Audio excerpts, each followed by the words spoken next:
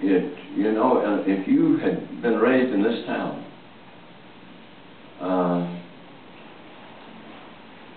when I was a kid,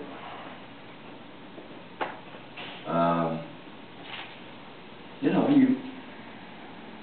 there were places in this city, if you needed to go or wanted to go, you couldn't go. And there was a local ordinance, a state statute, a federal policy, and a Supreme Court case called Plessy. If you wanted to go to the hospital, you had to go to look for a place to go to eat, get a drink of water, to go to the bathroom. You couldn't go. The sign said no.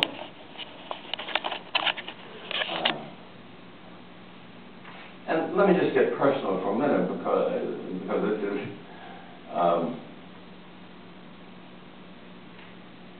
I think back on that time, and this sort of will say,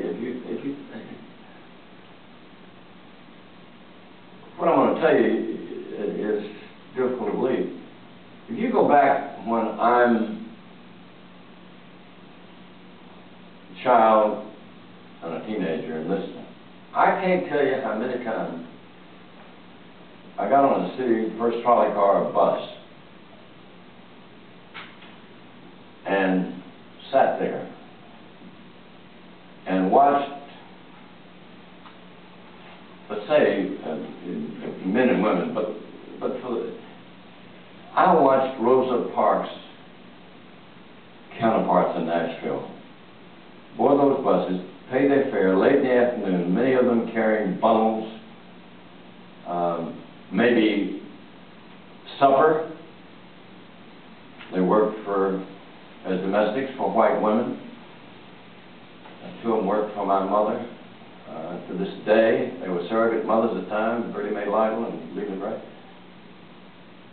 I see these women get on the bus, crowded, late in the day, struggle, literally struggle to the back.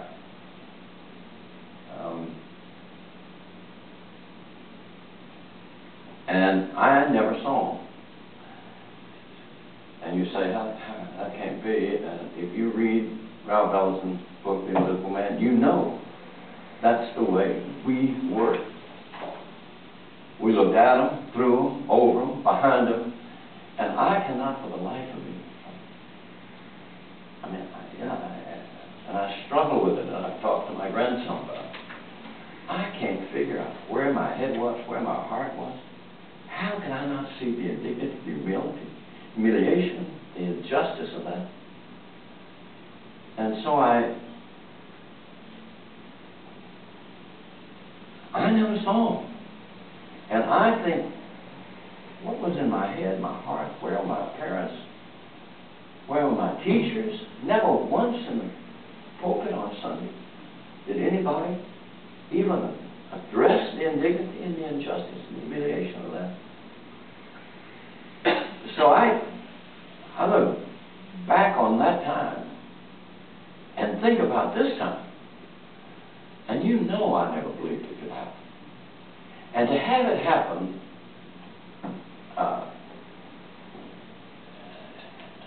after it's very close to the stupidest white man that ever sat in the president's office. And to have this bright, articulate, able African American, I mean, you know. So yeah, with all that, that's how I feel it.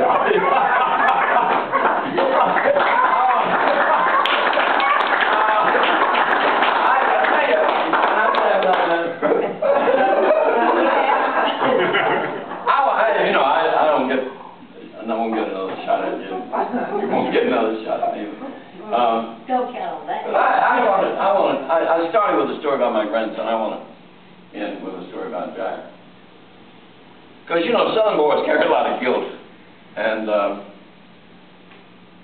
when Jack was 5 years old, and he is very bright, and was then, but at any rate, they live in Connecticut. My son had an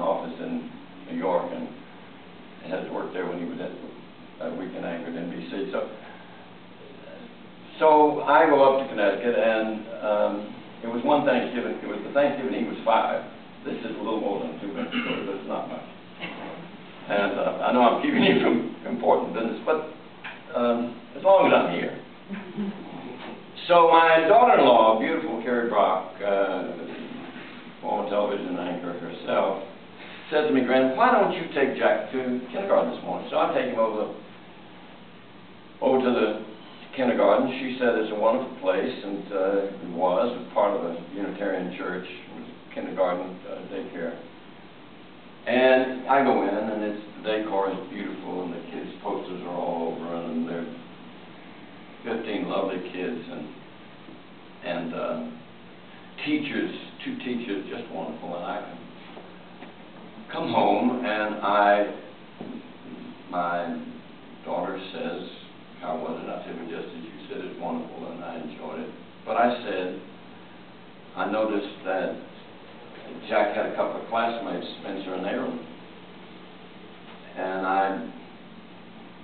I'd like to know how they get along with them. Of course, they're 2 African-American kids. She said, "You know, it's never come up. It has never come up.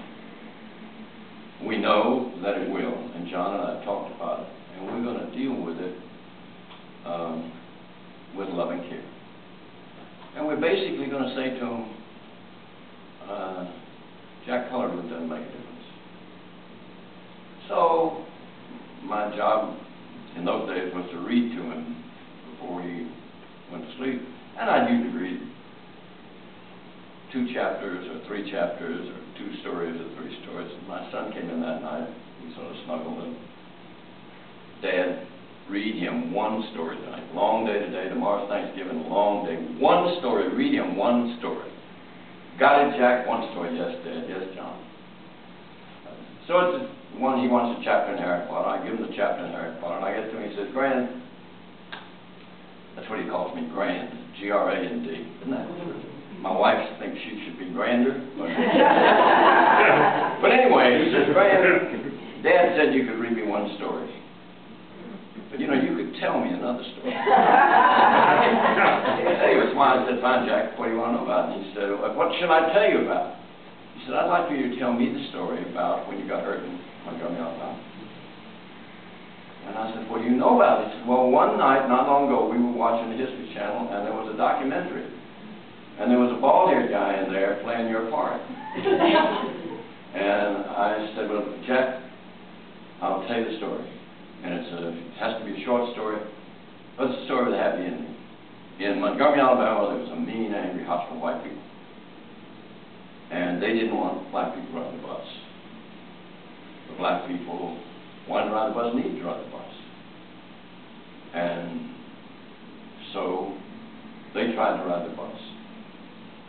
And the mean, angry, hostile white people beat them all. I put some of them in the hospital. And I tried to help them. They beat me up, put me in the hospital. But Jack, it's a happy story. Story with a happy ending. We got out of the hospital. We're all well. We're all doing great. And everybody rides the bus. And you know, I'm looking at this face. And who knows what wheels are turning behind that bland, beautiful countenance. And there's a pause. And he says to me, "Grand, are you black?" I mean, think about that.